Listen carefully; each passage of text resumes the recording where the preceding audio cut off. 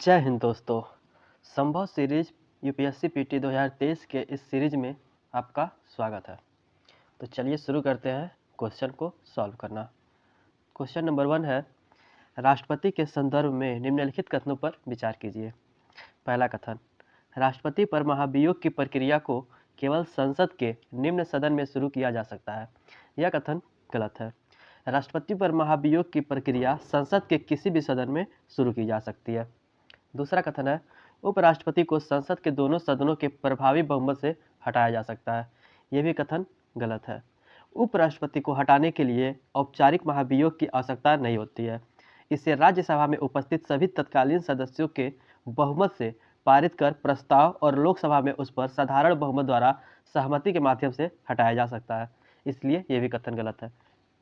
उपर्युक्त कथनों में से कौन सा कथन सही है? तो इसका सही उत्तर हो जाएगा विकल्प डी, ना तो 1 और ना ही 2। नेक्स्ट क्वेश्चन देखते हैं। निम्नलिखित कथनों पर विचार कीजिए। इस कथन में लिखा हुआ है, उपर्युक्त बीटों में से किसका या किनका प्रयोग भारत के राष्ट्रपति द्वारा नहीं किया जाता है? तो चलिए कथन देखते हैं। पहला कथन है, अत्यंतिक बीटो अर्थात विधायिका द्वारा पारित विधेयक पर अपनी राय सुरक्षित करना, यह राष्ट्रपति द्वारा किया जाता है। दूसरा, विशेषित बीटो जिसे विधायिका द्वारा उच्च बहुमत से निरस्त किया जा सकता है, ये नहीं किया जाता है। तीसरा, निलंबनकारी बीटो जिसे विधायिका द्वारा साधारण बहुमत से निरस्त किया जा सकता है, ये राष्ट्रपति द्वारा प्रयोग किया जाता है। और चौथा और आखिरी कथन है, पॉकेट बीटो अर्थात विधायिका द्वारा पारित विधेयक पर कोई निर्णय नहीं करना, यह भी राष्ट्रपति द्वारा प्रयोग किया जाता है। उपर्युक्त बीटों में से किसका या किनका प्रयोग भारत के राष्ट्रपति द्वारा नहीं किया जाता है? तो इसका सही उत्तर हो जाएगा विकल्प बी, केवल 2। नेक्स्ट क्वेश्चन, राष्ट्रपति की क्षमादान शक्तियों के संदर्भ में निम्नलिखित कथनों पर विचार कीजिए। पहला कथन, लघुकरण सजा का एक कठोर रूप के एक हल्के रूप में प्रतिस्थापना को दर्शाता है। ये कथन सही है। इसमें दंड के स्वरूप में परिवर्तन करना शामिल है। उदाहरण के लिए मृत्यु दंड को आजीवन कारावास या कठोर कारावास को साधारण कारावास में बदलना।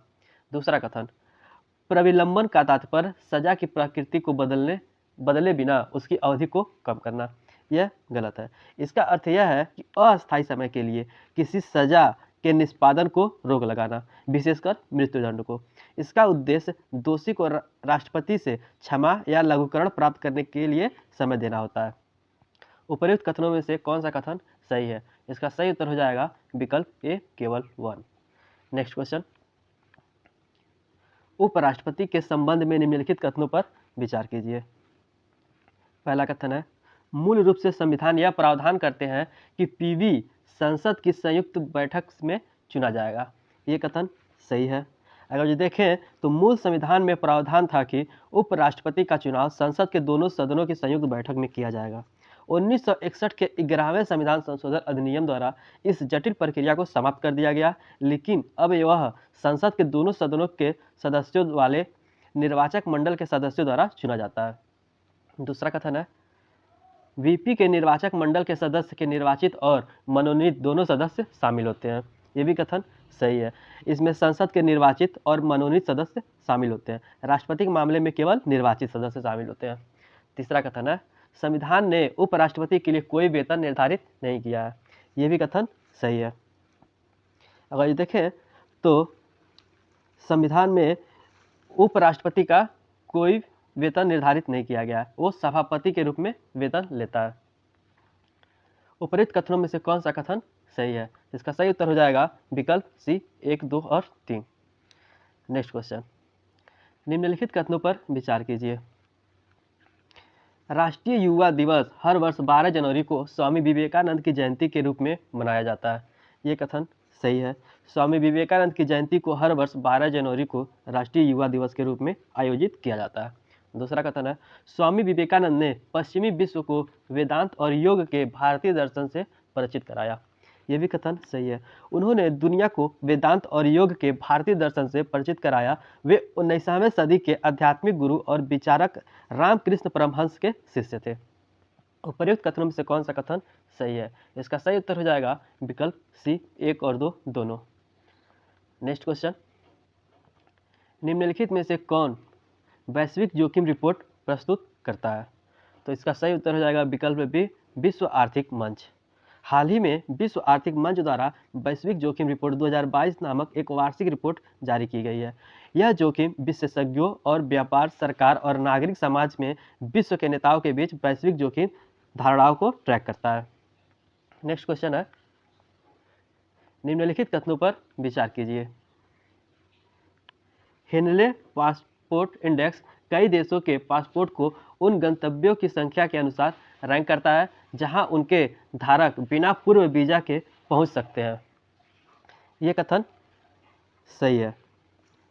हेनले पासपोर्ट इंडेक्स दुनिया के सभी पासपोर्ट के मूल रैंकिंग है जो यह बताता है कि किसी एक विशेष देश का पासपोर्ट धारक कितने देशों में बिना पूर्व वीजा के यात्रा कर सकता है। दूसरा कथन है, हेनले पासपोर्ट इंडेक्स 2022 में भारत की रैंकिंग में गिरावट आई है। यह कथन गलत है। वर्ष 2020 में भारत 84वें स्थान पर था, जबकि वर्ष 2016 में भारत माली और उज्बेकिस्तान के साथ 25वें स्थान पर था। उपर्युक्त कथनों में से कौन सा कथन सही है? इसका सही उत्तर हो जाएगा विकल्प एक, केवल 1। नेक्स्ट क्वेश्चन, मिसाइल प्रौद्योगिकी नियंत्रण व्यवस्था के संदर्भ में निम्नलिखित कथनों पर विचार कीजिए। पहला कथन, इसकी स्थापना G7 देशों द्वारा की गई। ये कथन सही है, क्योंकि अगर जो देखें तो मिसाइल प्रौद्योगिकी नियंत्रण व्यवस्था की स्थापना अप्रैल 1987 में G7 देशों जिसमें America, UK, France, Germany, Canada, Italy और जापान द्वारा की गई। दूसरा कथन है, MTCR के सदस्यों को गैर सदस्यों और MTCR द्वारा नियंत्रित UAV सिस्टम की आपूर्ति करने से प्रतिबंधित किया गया है। ये कथन सही है। यह सदस्य देशों की एक गैर संधि संघ है जिसमें मिसाइल प्रणाली के लिए सूचना साझा करने, राष्ट्रीय नियंत्रण कानूनों और निर्यात नीतियों तथा इन मिसाइल प्रणालियों की ऐसी महत्वपूर्ण प्रौद्योगिकियों के हस्तांतरण को सीमित करने हेतु एक नियम आधारित विनियमन तंत्र के बारे में कुछ दिशा निर्देश देता है। तीसरा कथन है, वर्ष 1983 में योकोहामा में एक संधि पर हस्ताक्षर करके MTCR की शुरुआत की गई। ये कथन गलत है, जिसका मैंने ऊपर बताया है ये कब शुरुआत की गई। उपर्युक्त कथनों में से कौन सा कथन सही है? इसका सही उत्तर हो जाएगा विकल्प ए, केवल 1 और 2। नेक्स्ट क्वेश्चन है, 38वीं समानांतर रेखा किन दो देशों के बीच विभाजक है? तो इसका सही उत्तर हो जाएगा विकल्प सी, उत्तर कोरिया और दक्षिण कोरिया के। आज का अंतिम और 10वां क्वेश्चन, प्रधानमंत्री के संबंध में निम्नलिखित कथनों पर विचार कीजिए। पहला कथन है, प्रधानमंत्री के रूप में नियुक्त होने से पहले एक व्यक्ति को लोकसभा में अपना बहुमत साबित करना होगा। यह कथन गलत है, ये नियुक्त होने के बाद साबित कर सकता है। दूसरा कथन है, PV नरसिम्हा राव दक्षिण भारत के पहले प्रधानमंत्री थे।